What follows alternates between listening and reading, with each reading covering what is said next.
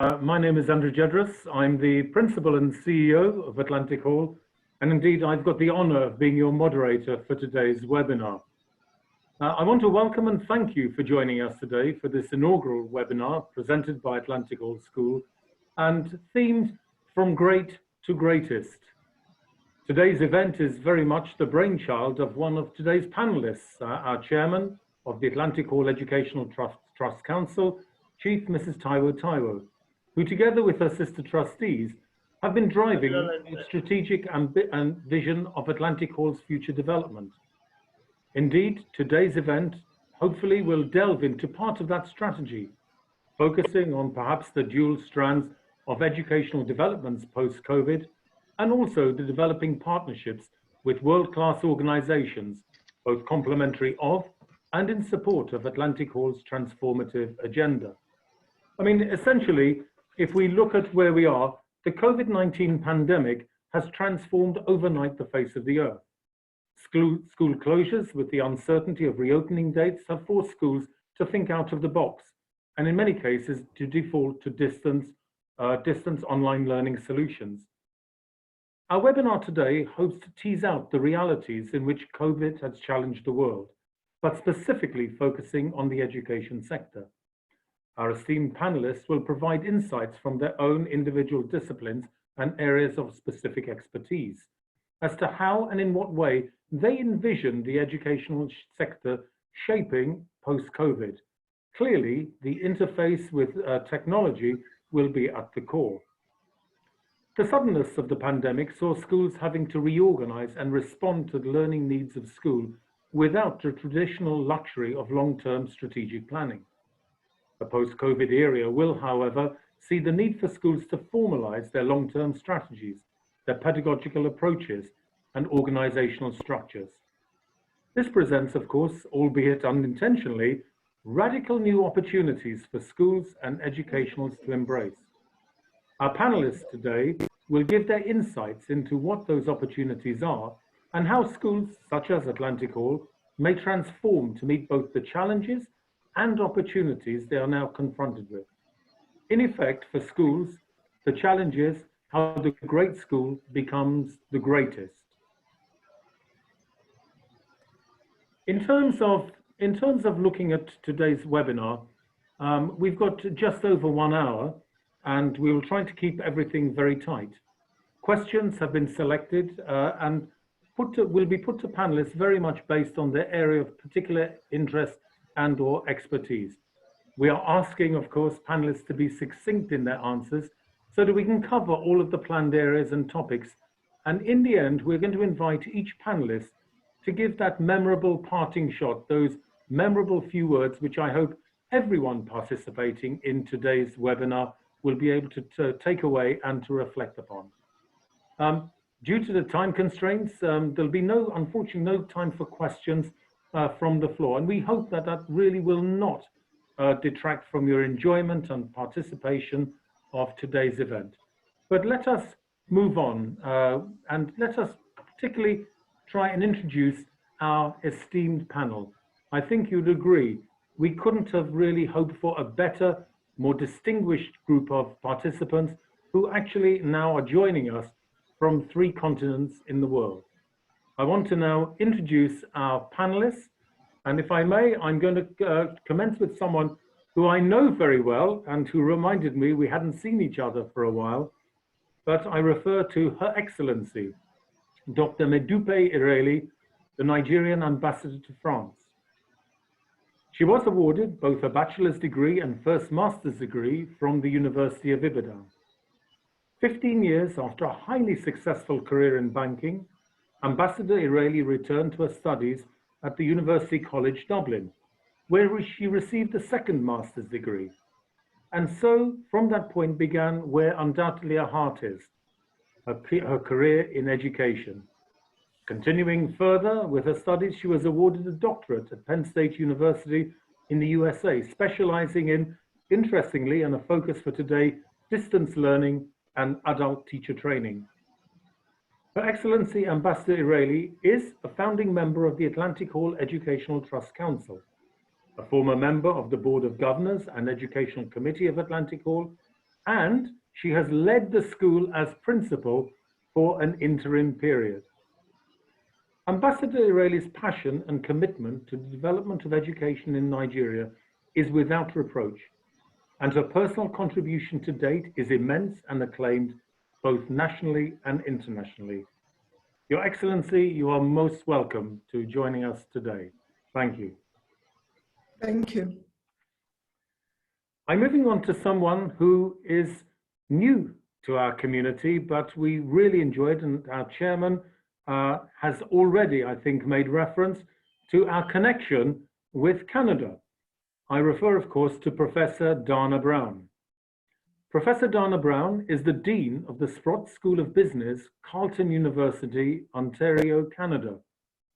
Professor Brown joined Carleton University from De Montfort University in Leicester, England, where she was the Dean of the Faculty of Business and Law and Pro-Vice Chancellor for Enterprise.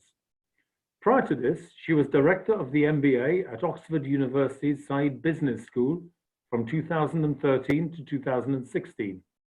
Professor of the Strategic Management and Academic Director of the Joint DBA with Sun Yat-sen University at Lyon Business School in Lyon, France from 2010 to 2013. And University Lecturer in International Business and Management, a Fellow at Lady Margaret Hall, Oxford University from 2005 to 2010. Professor Brown holds a BA in Political Science from Rutgers University, an MPhil in Russian and East European Studies from Oxford University, and a PhD in Political Science from Massachusetts Institute of Technology, MIT. She also won a Rhodes Scholarship to attend Oxford in 1994.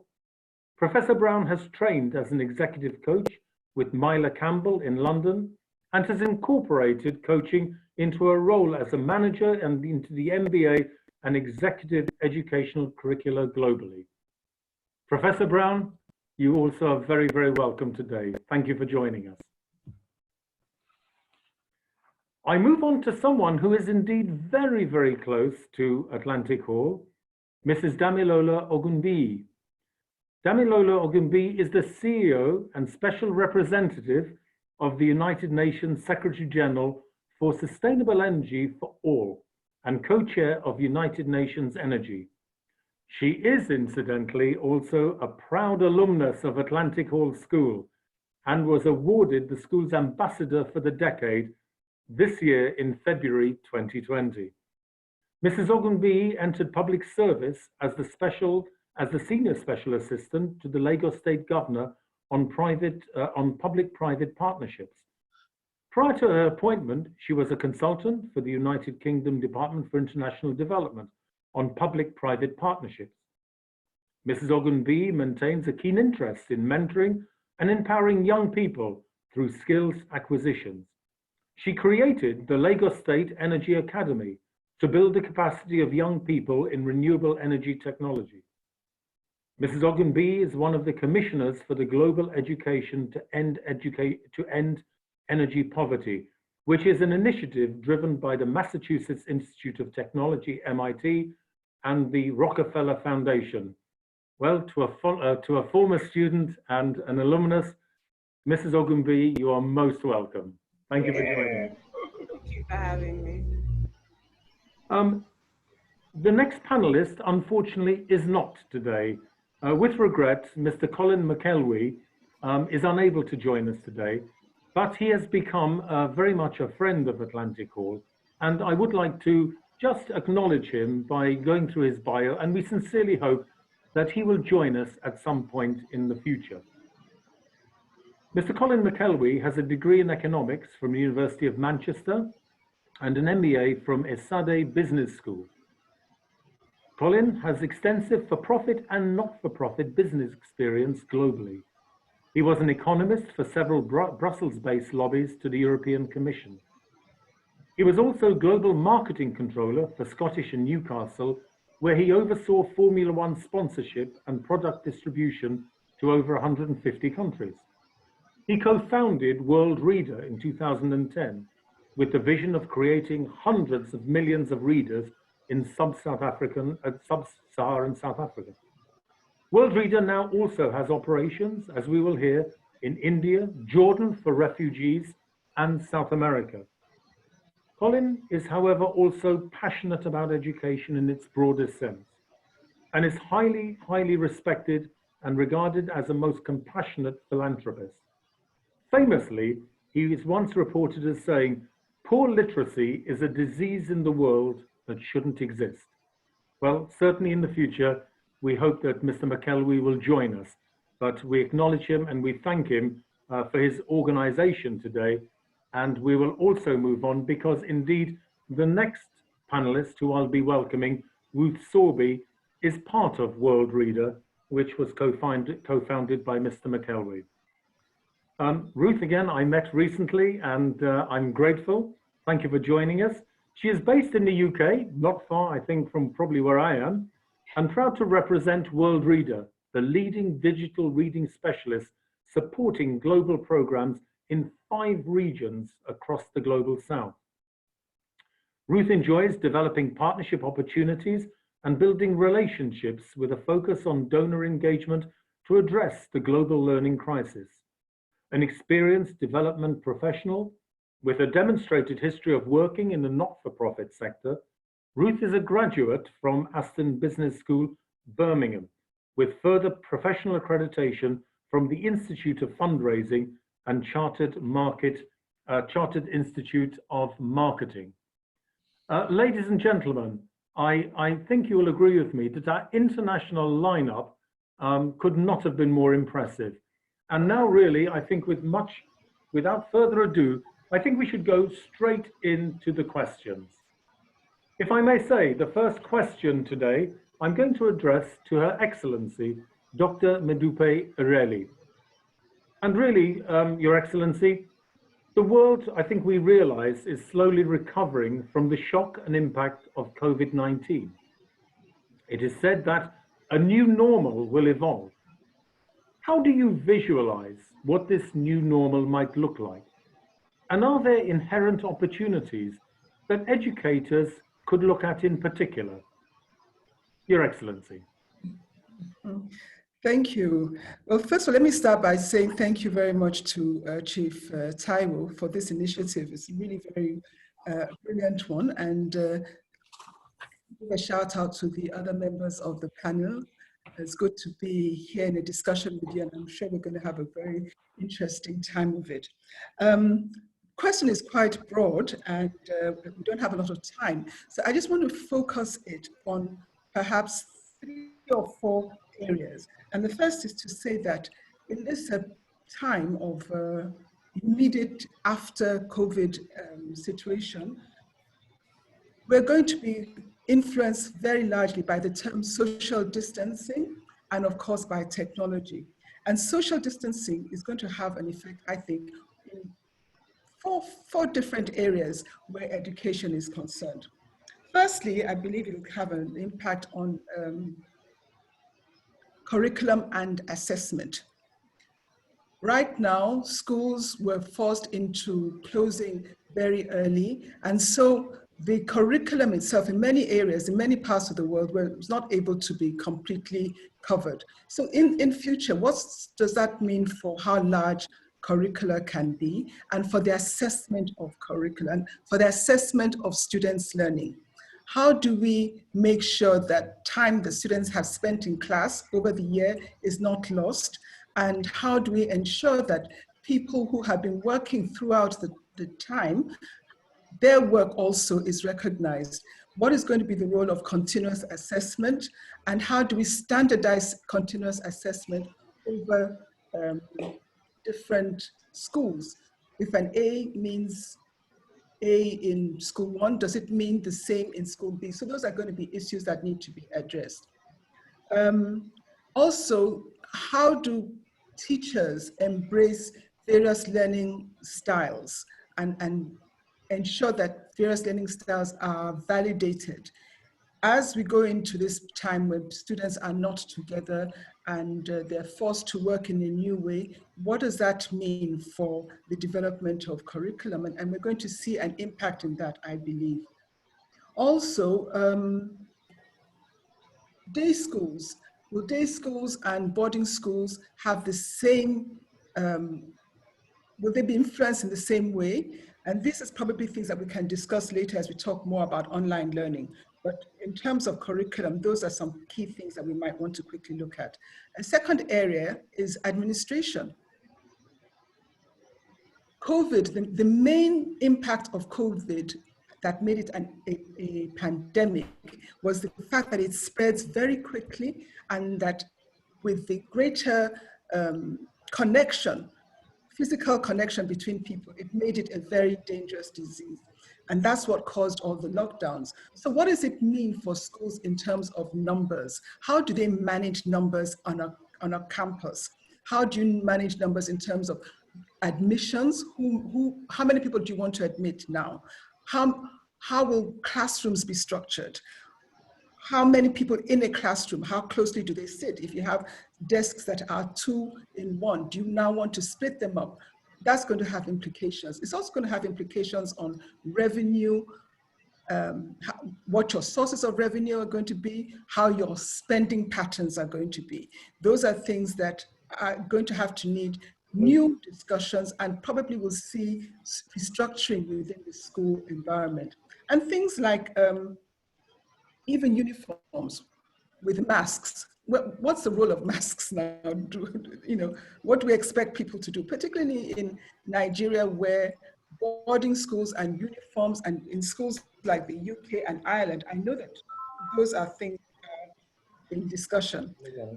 I'm going to be very quickly done. Parents and parents too will probably have greater oversight and will probably involve themselves a lot more, particularly with regard to the health of children. So schools have to be aware of that and anticipate the questions and be ready for those questions, and not be shocked when they come. And perhaps also be ready for more regulation, not necessarily more regulation, but more oversight by regulatory bodies who want to ensure that private schools don't have too much of an edge over boarding schools. Perhaps the last point I will make is the fact that technology is definitely going to be much more an integral part of our education system. And as apps are used, to engage students, one of the things that we're going to be aware of is that as technology, with distance learning and technology enables, it's forced independent learning, how do we motivate younger people who are not normally independent learners? How do you motivate them to want to go into the classroom and not in a new way? Also, show and bring to the fore the fact that there is a diversity of opinions and diversity of perspectives and diversities of abilities. So how able and how ready are we now for integrating all those things? So those are the things that immediately post-COVID, I think will have an impact on the way education is continued around the world, and definitely within Nigeria. Thank you very much indeed. Thank you, Your Excellency.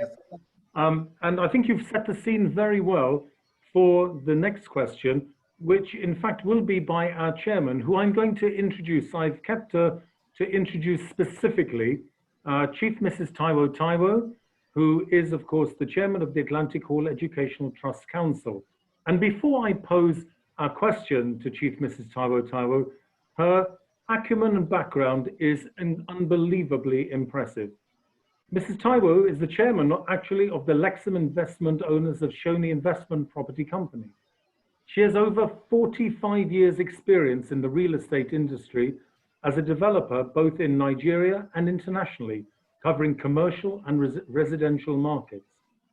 At the age of 28, she was appointed Director of Operations of Shoney Investment and Properties Company Limited, and was given the responsibility of arranging the financing of the Elephant House project, an 18-story development on Broad Street, Lagos. She had the direct responsibility for coordinating the finance and financing the project, as well as the payback of the bridge debenture loans. She actually completed the payback of the bridge loans, and it became the first company to have discharged its obligation as and when due in the history of the Nigeria capital market. By then, she was only 32 years of age. A member of the current Millennium Group on the Environment, a non-profit pressure group for business leaders, stakeholders, and concerned citizens of Lagos, their target was to arrest the deterioration of infrastructure in Lagos, improve the environment, and make Lagos the Venice of Africa. Under her leadership, an ultra-modern fire station, the Ajele Fire Station, with funds donated by Shell, was built and equipped to the highest standard and donated to the Lagos State Government for the benefit of Lagos Island. Chief Mrs. Taiwo Taiwo is a committed social entrepreneur. Over the years, she has sat on the board of Fate Foundation as a founding member. She sits also on the board of the Chili Okole Foundation. In 2002, following the death of her beloved 24-year-old daughter, she founded the Art of Life Foundation, an acronym indeed for her daughter's name, Abiyoye Oronke Taiwo, and inspired by the life of her daughter. The foundation is established to promote and advance the virtues of love, compassion, charity, and beauty amongst all Nigerians. The foundation has pioneered grief and trauma counseling across Nigeria and has worked with multiple local and international organizations. Recently, the foundation has partnered with Lagos State Government to train carefully selected graduates for a pilot scheme of a 24-hour call center with counselors on hand to counsel Nigerians in grief and trauma.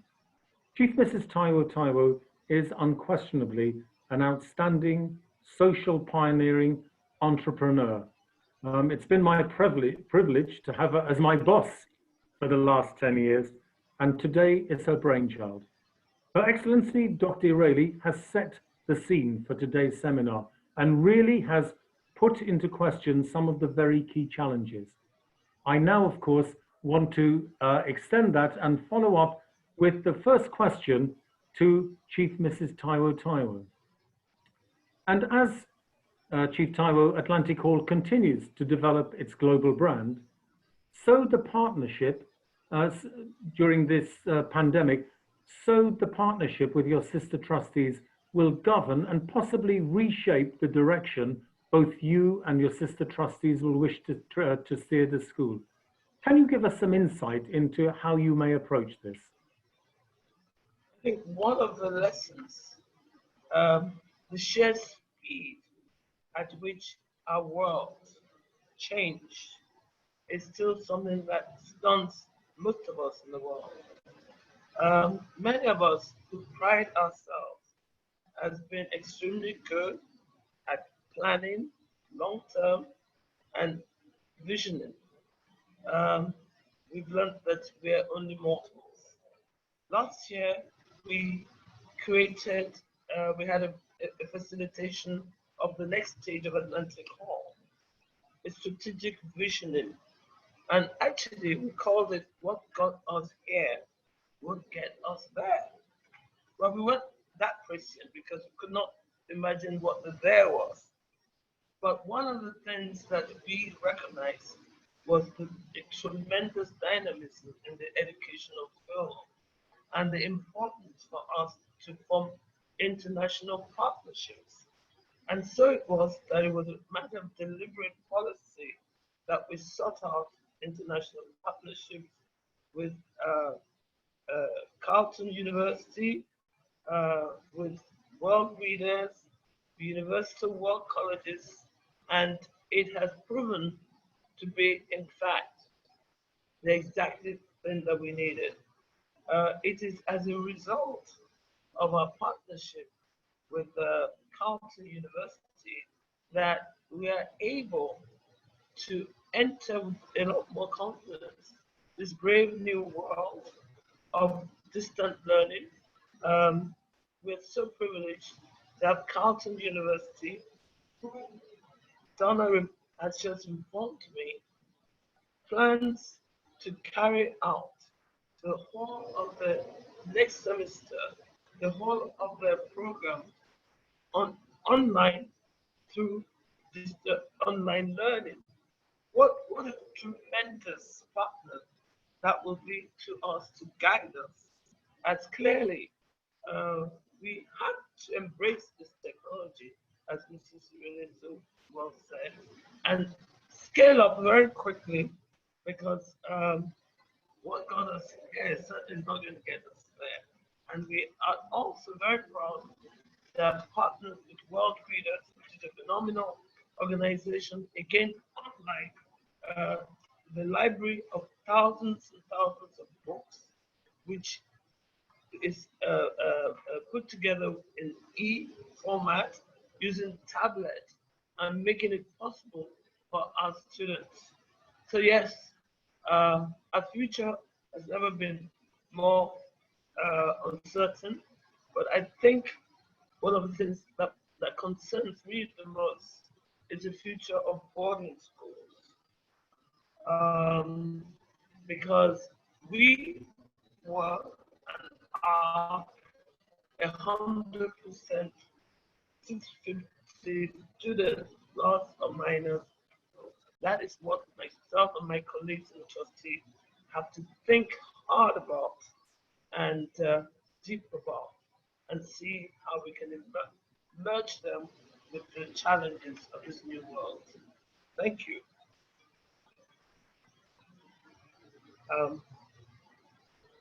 I hope you heard all of that. I just said thank you. Thank you very much indeed, Chief Taiwo Taiwo. And I think there's been a link there with Her Excellency as well. Clearly there's a theme emerging that there is an uncertainty, but there's also the opportunity, particularly of partnerships. There is a different way we're going to have to actually organize schools in the future.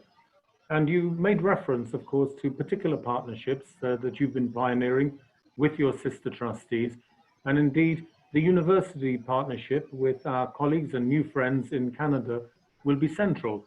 So perhaps if I may switch now to Professor Donna Brown and ask her a question, because she indeed took the time to come to Nigeria to meet with us.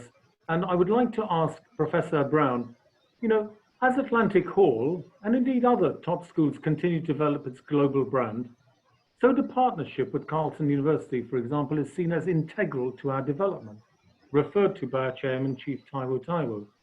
How will this partnership work, and how will it grow, and also what reciprocal opportunities will there be for Carleton University themselves?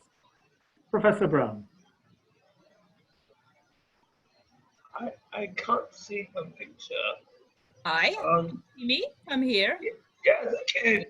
Oh, there you go. Thank you very much. I'm so delighted to be here. Thank you, Chief Taiwo, and thank you, Andrew, for the introduction. We are absolutely delighted to be partnering with Atlantic Hall.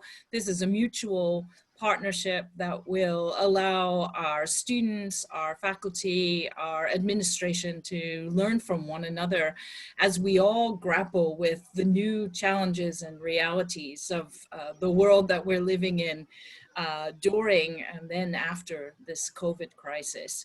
Well, Carleton University, we're a full-service university in Canada's capital. We have 32,000 students from more than 100 countries, and we're renowned for our excellence in entrepreneurship, business, public policy, and the sciences.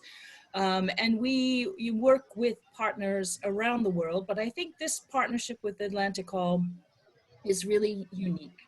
What we envision in our partnership is an opportunity for us to learn from one another and to take our educational organizations really to the next level of greatness, as the title of this workshop indicates. And what does that next level of greatness require? Well, you know, we look at the future. The future is going to be filled with challenges, but it's also going to be filled with opportunities.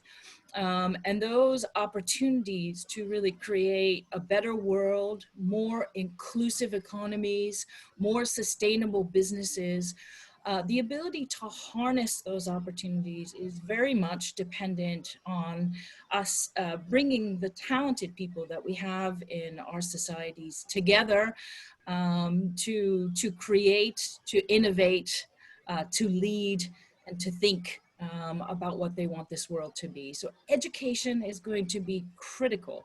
And I think Atlantic Hall, already has everything that is needed to be an outstanding educator.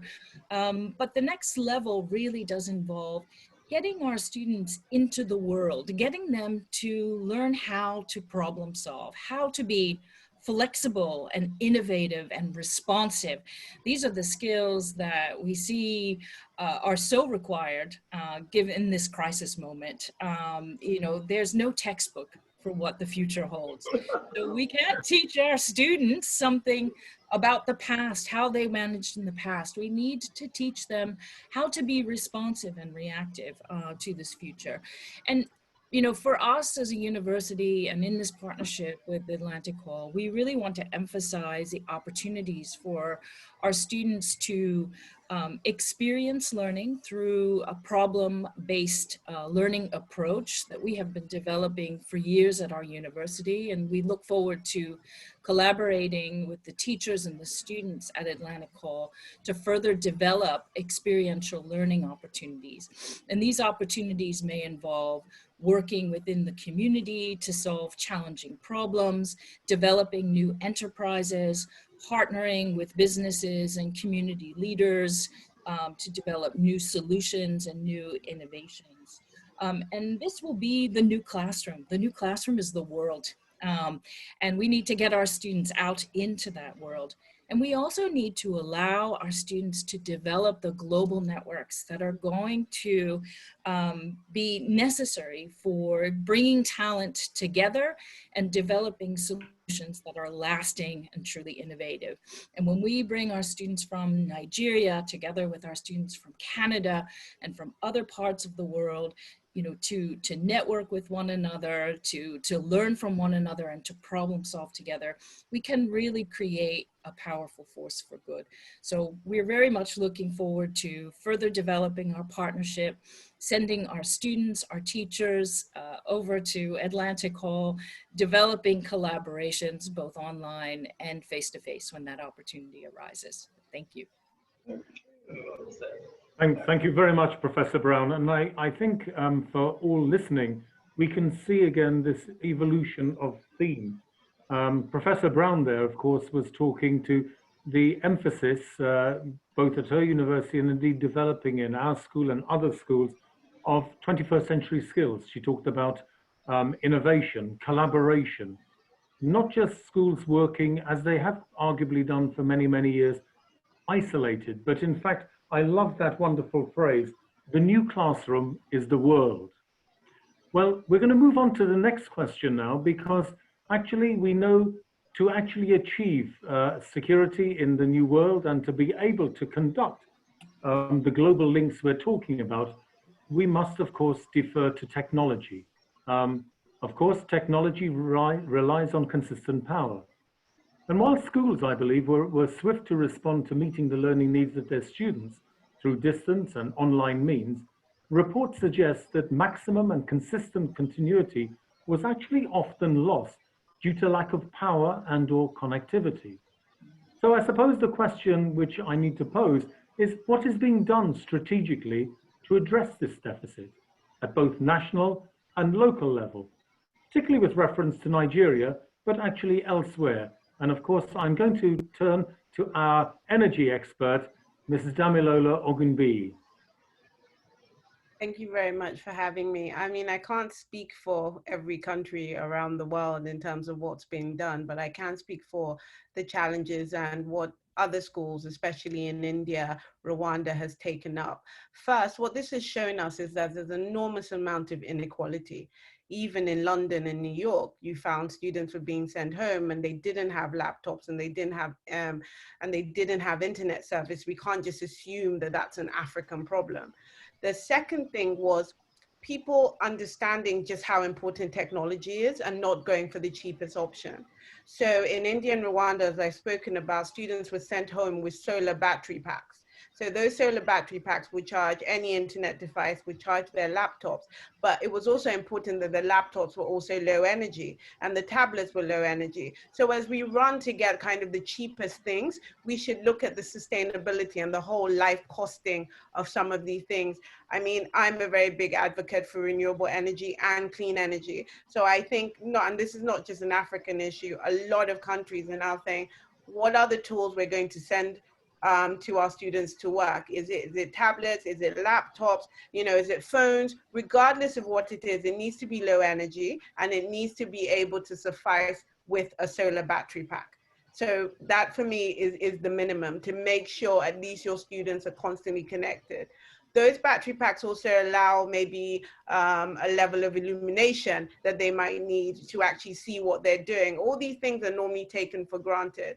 The other point about technology that's really critical is the teacher training, which I haven't heard about a lot. So how are the teachers going to be trained to teach the students in this new environment? How are the teachers going to be trained to recognize the patterns of even energy supply? Because what we're talking about is if they're using solar charging packs, there's a limited amount of daylight that they could use certain things. So in terms of just informing how the teachers can, you know, can actually develop in this new way, because I think that's critical for what the students would actually absorb.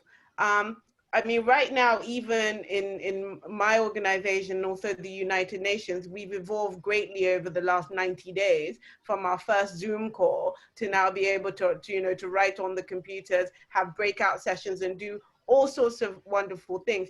Yes, it does rely on energy greatly, but it would be wrong for me to say all energy systems in all African countries, especially Nigeria, is going to be sustainable in a year's time. That probably won't happen. But ways to mitigate and make sure your students have the maximum and energy is not a problem, I would say, is schools actually investing in sustainable renewable energies. And that's like a battery pack, honestly, like a bigger battery pack. But what it gives you is longer hours of learning, and you know that that connectivity issue as it relates to energy wouldn't be a challenge. But again, I want to stress the teacher training, because, you know, it's almost like as a parent here, we're playing teachers as well, you know, as we do the distance learning with our children. And it's something I keep on, you know, bringing up. If the teacher isn't confident about the technologies they're using, it's very, very difficult for the children to really absorb what's going on. And having, you know, sessions also for the parents is quite good as well, because sometimes I see my daughter and I'm like, there's 80 in the class, but there's a science behind it. And I'm not sure if the schools explain it well enough to the parents so they understand where they come in, where they shouldn't interfere, and how they can really, really help in this process. So that's it for me. Thank you very much. Well, thank you very much. Thank you very much, Ms. Ogilvie. And again, you raise, I think, a very important number of points there, but particularly with regards the teacher training dimension. It's something which hasn't been focused, because as we're developing and we want students to imbibe new approaches to learning, and indeed, as we've heard previously from Professor Brown, the world now is going to be highly connected, partnerships. Of course, we've got to have teachers who are able to guide students in that respect. And of course, there is a big implication, I think, coming forward from your words in particular, about recognizing this and actually putting this into place now. Because the world is moving, I believe, at a very, very fast pace. And teachers must be up and able to keep pace with that. Thank you very much indeed. And if I may, I'm going perhaps back at this point to Professor Dana Brown, because she was talking about the importance of 21st century skills and new approaches to learning. And indeed, I think she touched on the implication that learning in schools is going to be of a more blended approach. And indeed, we see this in schools, you know, across the world. Blended learning in its various forms is gathering momentum, and particularly in the post-COVID era. And, you know, how do you think schools will organize to embrace this gathering pedagogical approach? And equally, what do you think will be the challenges for schools to move from traditional methods to blended approaches? Professor Brown. Thank you very much, Andrew. Yes, I do think that blended learning is going to play an extremely important role in the future of education worldwide. I think, you know, we have had, the COVID crisis has really compelled us as educators, as teachers, and also our students to embrace technology in our teaching and our learning. And I think while I don't envision a world where all education will be online, because I do think that the face-to-face elements of learning are so important, and the interpersonal connections between people are so important. I do think for the future, and certainly, you know, as we make our way through the next year or so of this this crisis that we're facing, we are going to be embracing technology more and more, and I think that blended learning will stay with us. What I'm seeing at my university, for example, is that many of our professors are finding that in some cases, technology is a better way to deliver their learning objectives. It's a better way to engage their students, and that the education becomes more accessible to some students who may struggle with traditional or single forms of learning. I think, you know, technology allows us to create multiple avenues and channels for conveying knowledge and for connecting people to one another. So blended learning is here to stay, but it does pose an enormous amount of challenges to universities, schools, and educational institutions worldwide. It is a digital transformation, which requires organizational transformations. Some of our speakers have talked today a lot about technology, just the very existence of technology and the ability of that technology to be leveraged has to be embedded in our organizations. And I think the point that was made about teacher training is absolutely essential. Using technologies requires new pedagogical approaches, and we have to become instructional designers in a very new way. And no longer will education be about, well, I'm going to go into that classroom and I'm going to convey my knowledge to those students and then they're going to feed it back to me. This is a very different world of interactive learning, co-creating knowledge, developing opportunities to be very responsive and open in the classroom. So I think that we will need teachers at every level of education to be thinking differently. I think this is where our global partnerships can be so valuable, because we can come together, we can start to share our best practices and our knowledge, and also our educational resources now worldwide, online. It's an open field now for doing this, and I think it's going to be absolutely vital that organizations respond to this. Thank you very much, Professor Brown. And what I really, of course, thought was one of the key points you said, of the many salient points, that digital transformation, of course, requires organizational transformation. And of course, this is going to be one of the big challenges, I guess, for all schools and indeed for boards as they come to look at, perhaps when we're looking at changing education from really the traditional model, we will have to actually look at how the organizational framework of our schools and indeed the structures inherent in it actually change to complement that. I'm going to, if I may, just really continue because, you know, you've led into, you know, what factors do you think will determine success in the new order of schools, you know, post-COVID, and enable schools like Atlantic Hall from realistically moving from, you know, being a great school to actually the greatest, you know, that challenge. You know, what will be the new order factors for schools, Professor Brown? Well, thank you, Andrew. I mean, I think we've touched upon some of these factors already. Oh, sorry, it's okay. Yep. So I think we've touched upon some of this already, and I think you know, I would say there are maybe three things I'd like to highlight that are going to be really important for great schools and great education. I think the next level, first of all, I want to say, I think Atlantic Hall is outstanding and perfectly positioned to leap into this next level of greatness. And that next level really is going to involve three things. And that's, first of all, students who are aware, they are globally aware, they are connected to their community, and they are thoughtful leaders for the future. And, you know, to develop students with that awareness requires exposing them to a wide range of ideas and people and knowledge, and connecting them with their communities and connecting them with the issues. Our students, they need to be in the world. I keep saying this, that the world is the place where we're going to learn, but I think this is absolutely vital for the future and for schools to be great.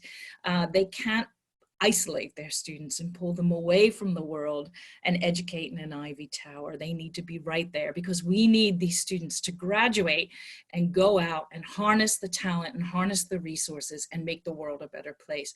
So the greatest schools are going to be those who are connected globally, but also connected locally to their communities. I think we've talked secondly about technology. You know, making sure that our students have the technological acumen and capabilities is absolutely essential for the future. And the schools that are going to be great are going to be technologically savvy, connected, and using technology as a way to vastly increase the opportunities for learning for the students, to go well beyond the knowledge that exists within their own community, to allow their students to expand their knowledge much more broadly. And I think the third thing I would like to emphasize really that will be important for schools of the future are schools that can help the students to develop the entrepreneurial skills that the world needs. And when I think about entrepreneurship, I think about it in the broadest sense, the ability to innovate, to invent, to create, to leverage resources and talent, to create new organizations and new jobs, new opportunities for people. We need to embed those entrepreneurial skills and that entrepreneurial mindset into our education of students at all levels, starting at even a very young age. And I have seen across the world some fantastic models, you know, where students who are, you know, as young as 7 or 8 years old are starting to think in this entrepreneurial and creative way and problem solve and learn to, you know, really work together towards creating innovative solutions. And our schools need to bring that in as a part of the educational process. So I think going from, you know, great to greatest, it's a big leap. It requires a very different way of thinking about education, thinking about the classroom and the boundaries of the classroom, and thinking about teaching. Thank you. Thank you very, very much, Professor Brown. And it was very interesting, the points you've talked about, because it does give us now an emergent picture of what is a brave new world, essentially. And I think we can see very much that what you're advocating is this global connectivity, looking at partnerships, you know, not a one size fits all, making sure that we've got connections both locally, internationally, but of course, to make sure that we are also technologically savvy. And of course, that is in a sense, something all schools are going to have to look at to bring them up to speed. Otherwise, we're in danger of having an imbalance of wishing to move in one direction, but not actually being sound enough in other respects which are complementary. So again, I think you're inviting not just Atlantic Hall, but other educators who may be tuned in today to actually consider from their perspective this amazing interface which now must occur with technology. I'm going to move on, if I may, to back to our chairman, Chief Mrs. Taiwo Toh, because I know she will have listened with great interest, because I'm very well aware of our board's passion and commitment through our strategic blueprint.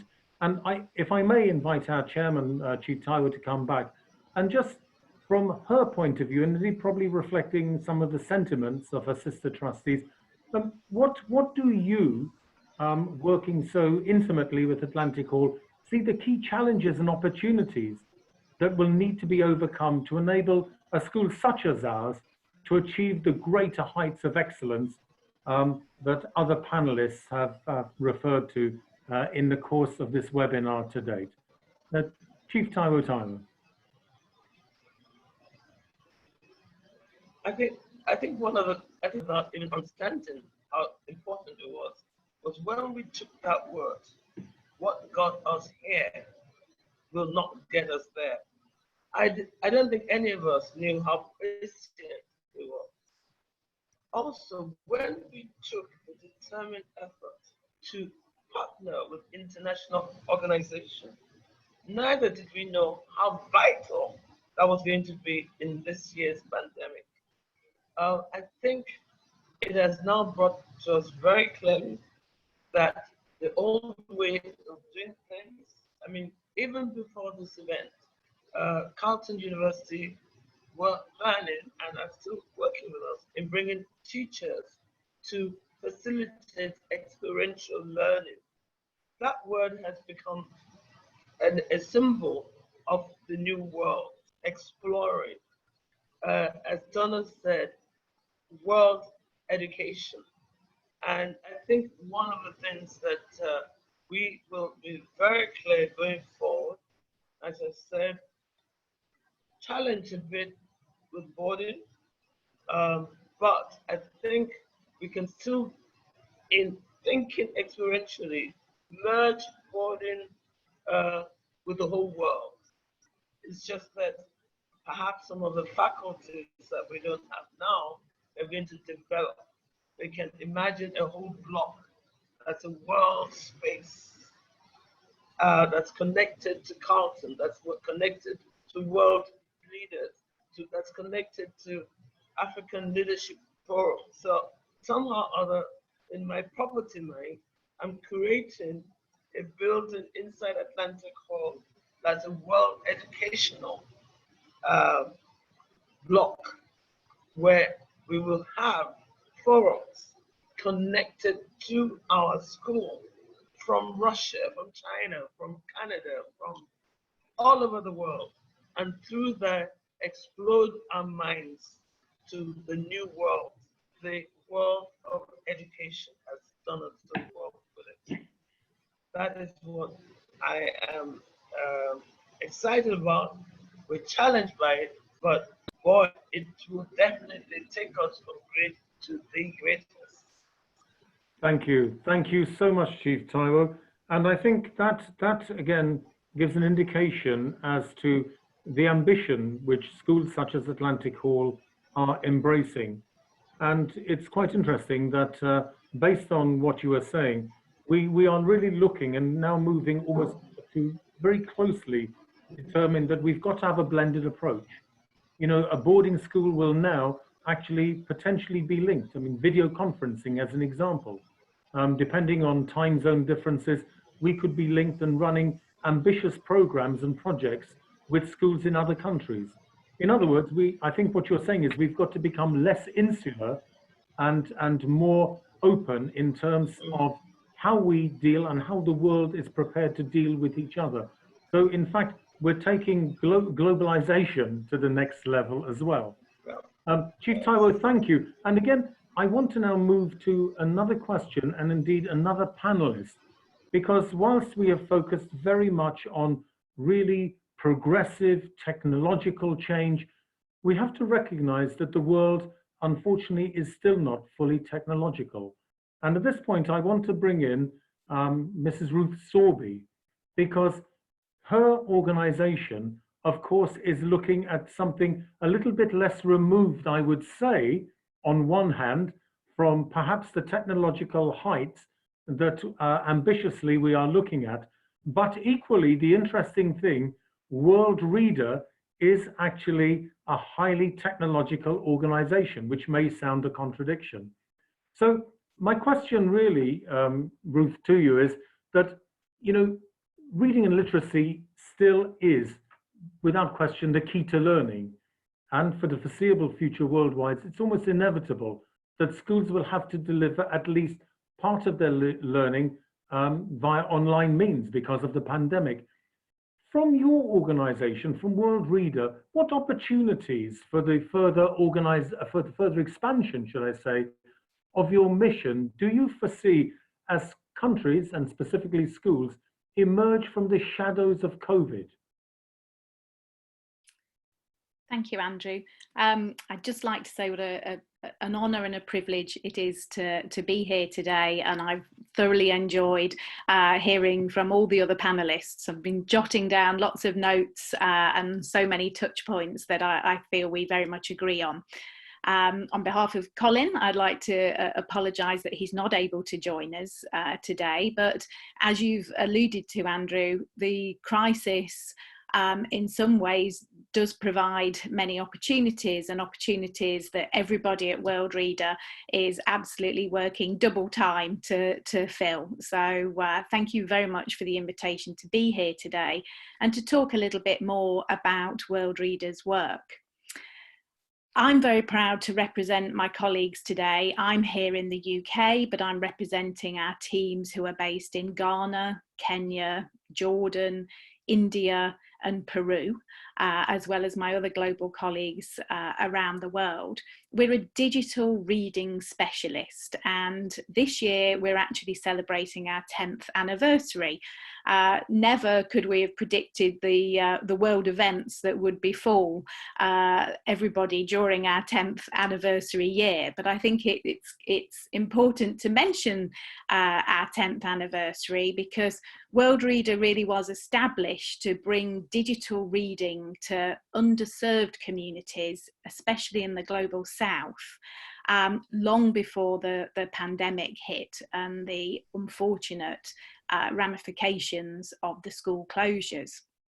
We really do exist because we've identified for many people a lack of opportunity to access traditional reading methods. Around the world, as everybody has moved on to Zoom and different platforms, many people are often looking at people's bookcases behind them. And we know that for many people, that's just not the case. Whether it's in school or at home, people have a lack of access to books. And so at World Reader, we identified that a really accessible and efficient way to access lots of books across all different genres is digital. We've been working in schools and libraries for many years on various different devices, be them e-readers or be them tablets, but we've also been working on mobile phone. It can be a basic smartphone, or it could be just a feature phone, which many people have access to at home. And everything that we do, I've been hearing from the other panelists, we try to make it as data light as possible. And we've actually been working with many of the data providers around the globe to even provide zero rated access to our app as well, so that people can have access to books. For me, one of the most important parts of World Reader is our relationship with publishers across the globe. We work with over 400 different publishers, and for us it's very important to have access to local, culturally relevant books. We very much believe that to fall in love with reading, a child particularly needs to see themselves in their books before they use books as a window to the outside world. Much has been stressed today about the importance of reading for learning, and whilst we would 100% advocate that, I would also like to say that we also see reading as a very valuable tool for reducing stress, something that we all benefit from at these challenging times, and also improving empathy and bonding. And again, something we never imagined before this year, some of our most popular titles at the moment are books that talk about coronavirus and COVID-19 to children to explain the implications of the pandemic, the importance of washing hands, hygiene.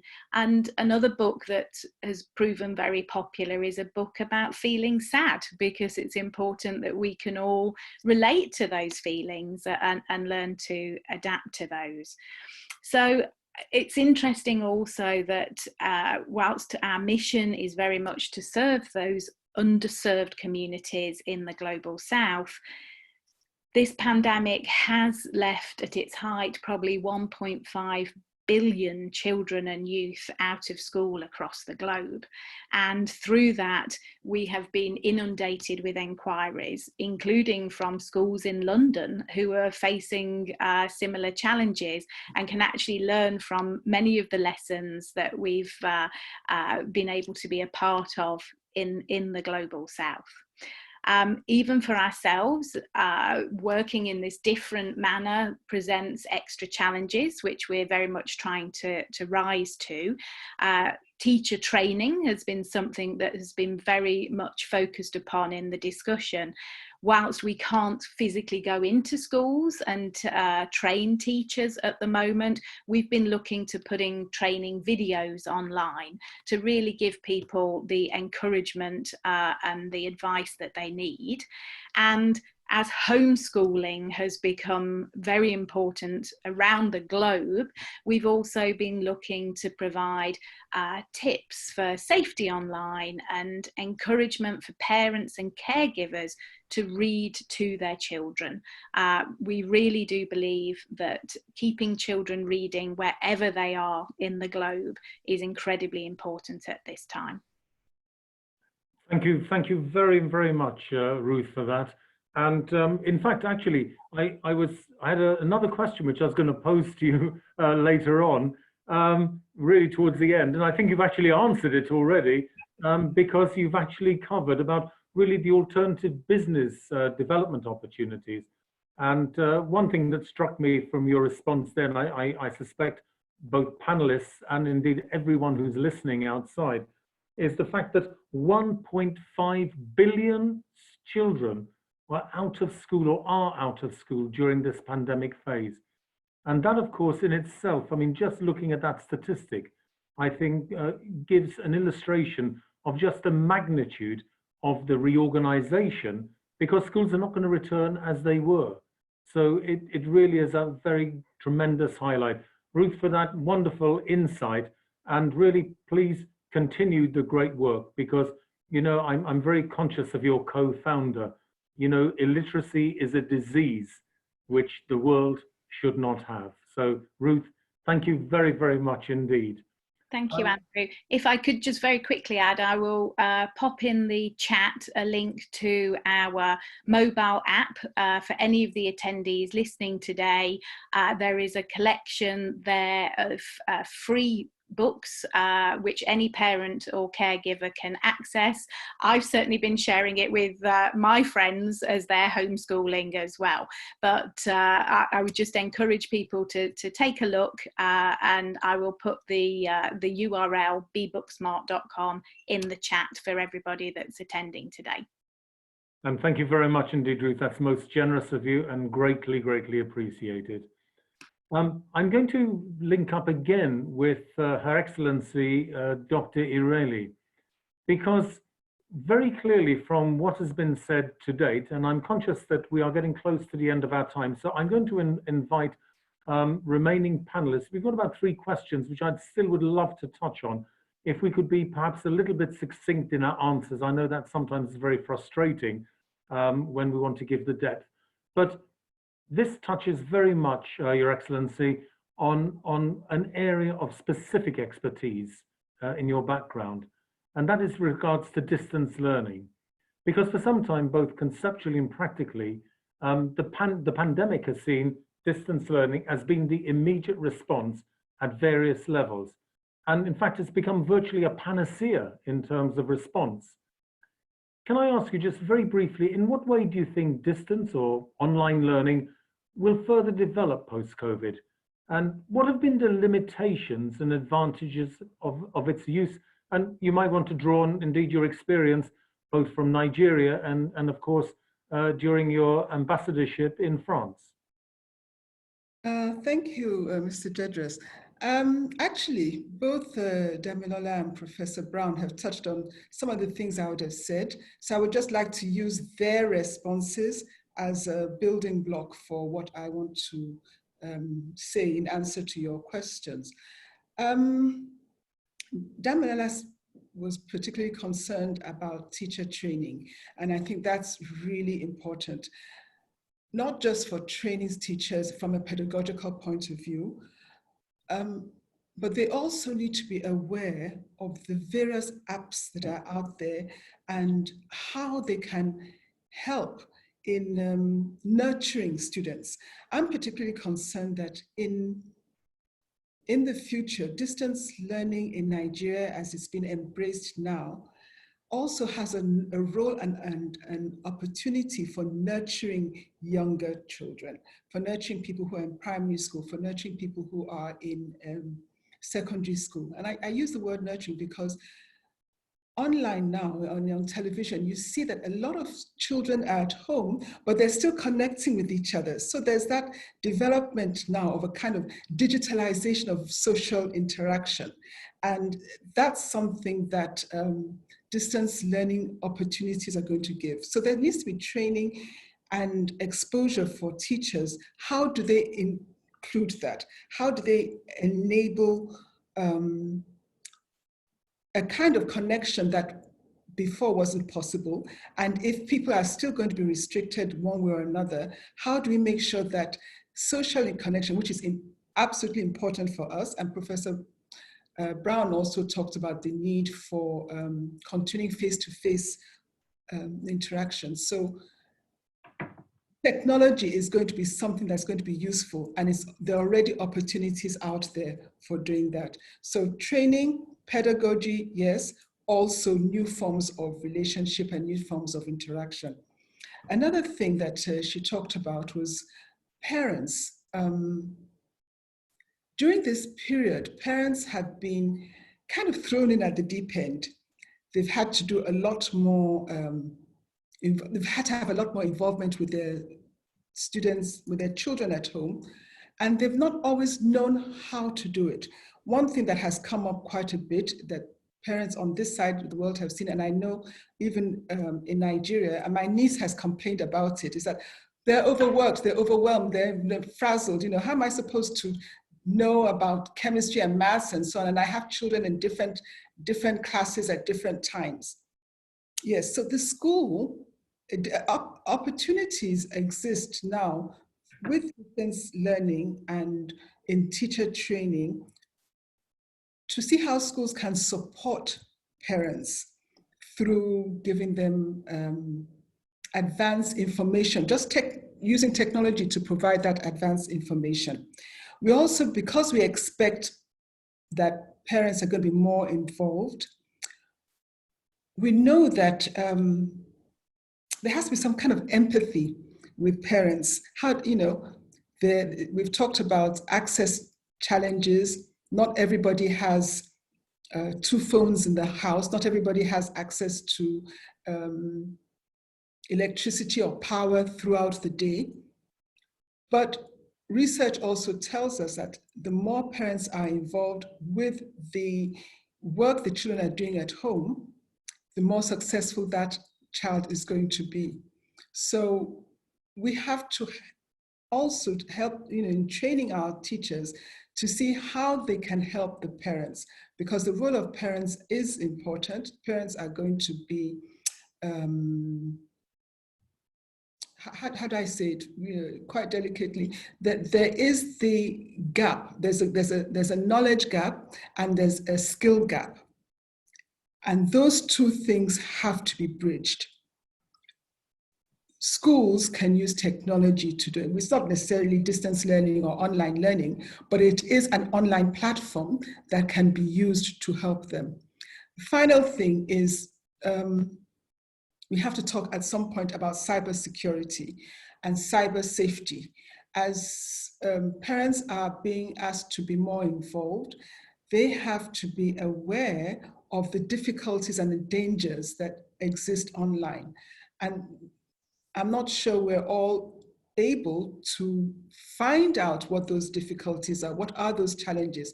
How do we help our children and not get them sapped into things that we don't want them to do, as we ask them to become more independent, as we ask them to do research on their own? So again, a relationship between the school and the parents will be more pronounced in distance. I see it not just as a challenge, but as an opportunity, because they're collaborators, they're partners, and this situation has shown us that both sides are important.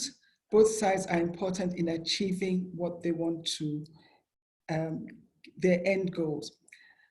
My last point, and I'm saying this really on behalf of my daughter also, is that parents, we encourage you to also be role models for the children.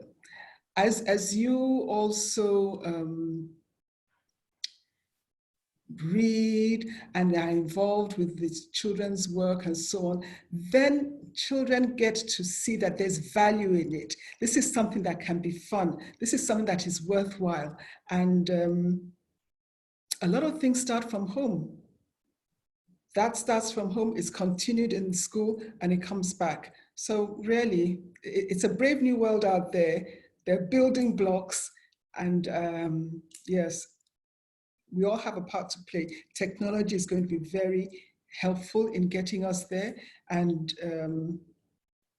our campuses are not just one. We have the physical campus, and we have the digital campus as well, online campus. Thank you. Your Excellency, thank you very much indeed. And again, a lot of thought-provoking comments made there. I think there was two things. I think the issue where at the beginning you were talking about nurturing at all levels, I think is very important. And educators listening, I hope will take that point particularly on board. But equally towards the end, you were talking about the interface with parents. And I suspect all schools would, if they really soul searched, would say, you know, we could all do better in this department. But what I think your points have validated in my mind is that if we are going to be successful in the new format of learning, we really have got to take what was just a simple cliche of parent partnership and actually translate what that actually means in reality. And so for schools such as mine, we will certainly be taking the points you raised, and even at board level, we will be looking at translating this into a much closer harmony, so that the type of education which students will be developing and receiving in the future will be based on a greater harmonization between home and school. Your Excellency, thank you very, very much indeed for your wonderful, insightful comments. Thank you. I'm going to switch back because again, I'm alternating a little bit between the issue of the theoretical frameworks and then the practical realities. So I'm going to come back to our former alumnus, Damilola Ogunbiyi. Mrs. Ogunbiyi, I want to ask you specifically, because I lived most of my life in Nigeria. I've been there for 10 years. And so I'd like to ask the question, you know, is Nigeria not in danger of being left behind in the world order if it really does not embrace alternative energy sources appropriately and fast? From your experience, and I know this is an area of your particular expertise, what can be done to accelerate the development and indeed the funding of new ambitious projects to support the whole of Nigeria and possibly further afield?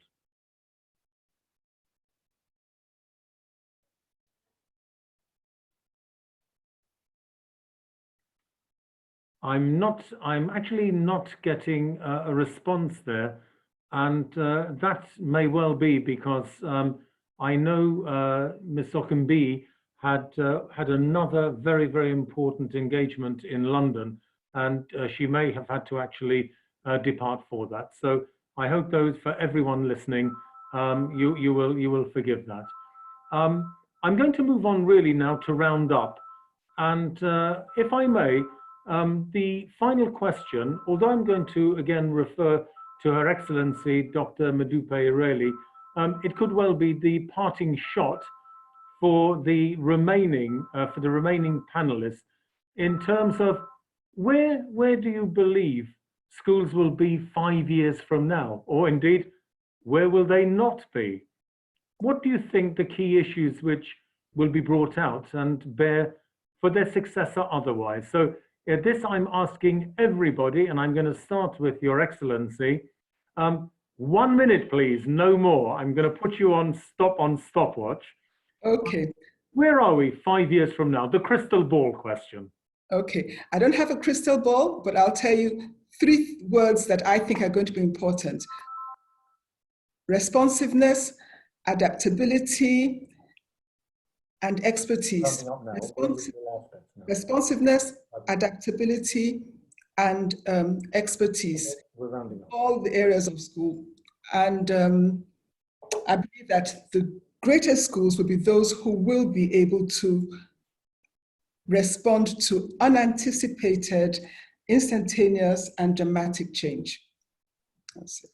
Thank you very, very much. Well, there we have it. And we're going to build on this now, because I'm going to revert straight away to Professor Donna Brown, if she's still with us. I know also she has had a very busy schedule, and thank you. So Professor, I think you're still there. So your 1 minute.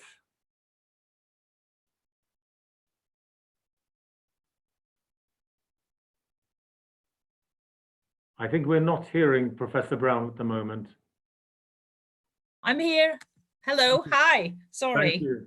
Can you hear me?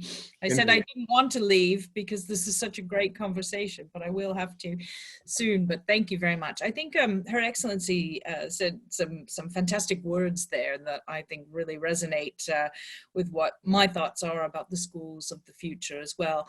I think schools in 5 years, first of all, are going to be a huge part of our society and our recovery. I think education is absolutely critical to us moving out of this crisis into a better world. So one thing that's going to be different about education, I hope, is the value that it has in our society, that we are paying our teachers well, that we are valuing educated people and experts to lead us in the future. And I think, education will move from being about building skills to helping individuals to achieve their full potential, not only in terms of their knowledge, but also in terms of their values and their conscience. And that's a new role for educators, but an exciting role. Thank you very much indeed, Professor Brown. Thank you for that. And I'm going to move swiftly because we're rounding up now, the few minutes left. And I'm going to go straight to Ms. Ruth Sorby. If Ruth is still with us, I'd like your parting shot for this webinar. Thank you. I agree with everything my other panelists have said. I'll take a slightly different tact and just say that when we started our work in India several years ago, we ran a campaign around the fact that we believe that parents are a child's first teacher. And I think that this experience across the globe has really emphasised that point for many parents and caregivers. And I believe that the lines between school and home will continue to perhaps be more blended as we're able to utilise more technology in the home. Thank you. Thank you very much, Ruth. And I think, again, there's common themes being built here. I'm going to turn finally to our chairman, Chief Mrs. Taiwo, again for her parting shot. And after I give just a brief summary with permission, after she speaks, I will then revert to her and invite her to give really what is the thanks for today's webinar. But first of all, your parting shot, Chief Taiwo. Yes, my parting shot is this. I think this whole experience for me, this whole 4 months experience for me has been spiritual almost. So I'm going to go deep into my spiritualism and it always never fails me. And this is it. When I am at my most destroyed, I'm about to grow. So I would like to share that with the whole world so that we don't despair, but know that when we are at our most destroyed, we are about to grow. May we grow beyond what we ever imagined.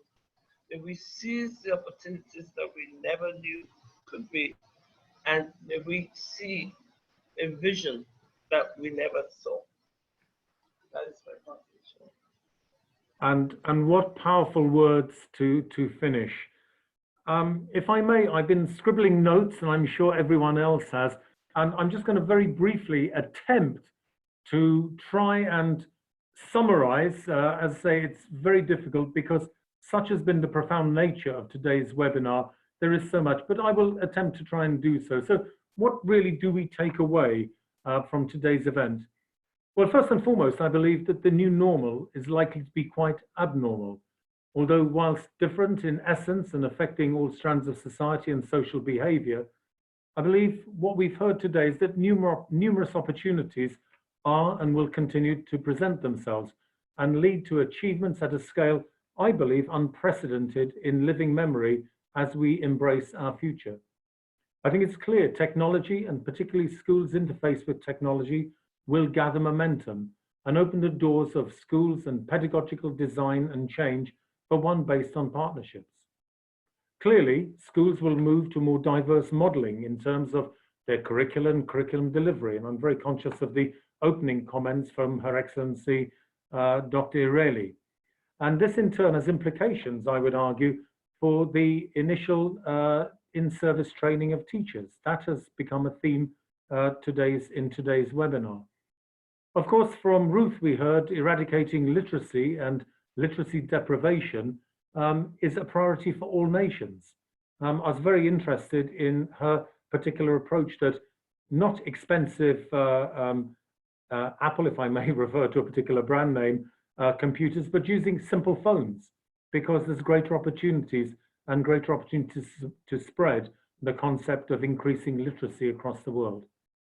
Undoubtedly, more will have to be undertaken to ensure infrastructure at both national and local levels keep pace with the demands of the change which naturally is going to be put in place by all stratas of society and all organizations, and in particular, us in schools. The current pandemic has highlighted deficits in this regard, and we have to remember that really technology only works with electricity.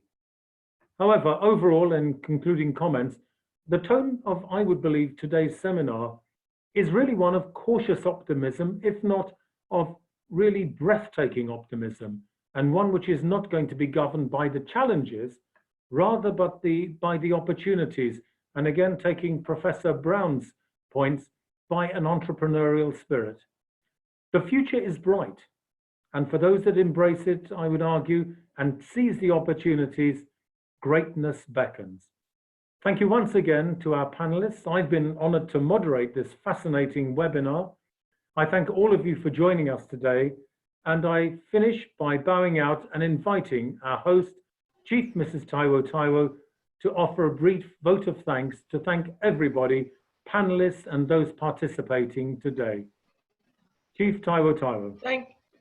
I want to thank from the bottom of my heart, and profoundly too, on behalf of the board of Atlantic Hall, that we have put together this global discussion from Canada, from France, from the UK, from Nigeria, and discussed a topic with a global outreach. I cannot thank you enough. I think we achieved more than we could have imagined, because we saw that the more that changes, the more that remains the same. Smart people, as undoubtedly this very erudite group are, shared remarkably similar